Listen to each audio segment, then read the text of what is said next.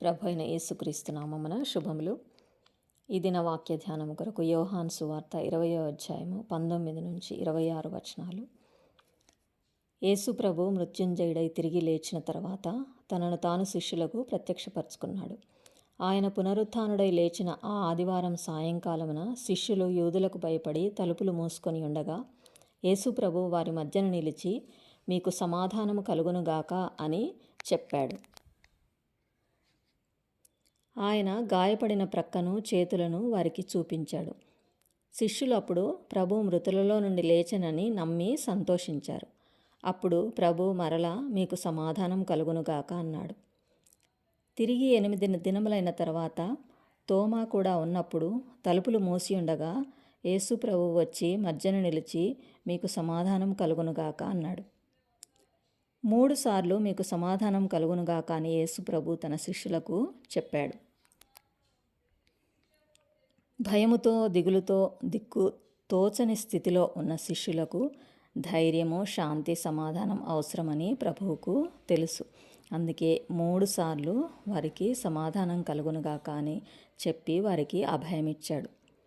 3.5 సంవత్సరములు యేసు ప్రభువుతో ఉండి వెంబడించి ఆయన చెప్పే గొప్ప మాటలు వింటూ అద్భుత ఆశ్చర్యక్రియలు చూస్తూ ఆనందంగా నిశ్చింతగా ఉన్న శిష్యులకు ఒక్క రాత్రిలో వారి జీవితాలు ఊహించని మలుపు తిప్పాయి. అండగా ఉన్న యేసు ప్రభువు సిలువకు అప్పగించుకున్నాడు. శిష్యులు చాలా బాధలో ఉన్నారు. ఇప్పటికి 3 దినములైంది ప్రభు కనపడక. ఎంతో దుఃఖం, బాధలో ఉన్నారు. ఇంకొక ప్రక్క యూదులు వీరిని ఏం చేస్తారో అనే భయం. ఇటువంటి పరిస్థితిలో యేసు ప్రభు వచ్చి వారి మధ్య నిలిచి వారికి ఏమవసరమో అది అనుగ్రహించాడు. ఆ సమయంలో వారికి నెమ్మది అవసరం. ప్రభువు వారు అడగకముందే వారి స్థితి ఎరిగి వారికి సమాధానం ప్రసాదించాడు. ఒక్కసారి కాదు, 3 సార్లు ఆ మాట చెప్పి వారిని అత్యానందభరితులను చేశాడు. ఇక కనపడడు, అంతా అయిపోయిందనే నిరాశలో ఉన్న వారికి తిరిగి ప్రత్యక్షమవడమే కాకుండా హృదయాలకు నెమ్మది అనుగ్రహించాడు. అవును, మనిషికి ఎన్ని ఉన్నా హృదయంలో నెమ్మది లేకపోతే అంతా వ్యర్థమే. ఈ లోకములో ఎంతోమంది ఎన్నో రకాలుగా శాంతిని పొందాలని అనేక ప్రదేశాలు తిరుగుతూ ఎందరినో ఆశ్రయిస్తూ రకరకాల కార్యక్రమాలు చేస్తూ ఉంటారు. కానీ అదంతా తాత్కాలికమే.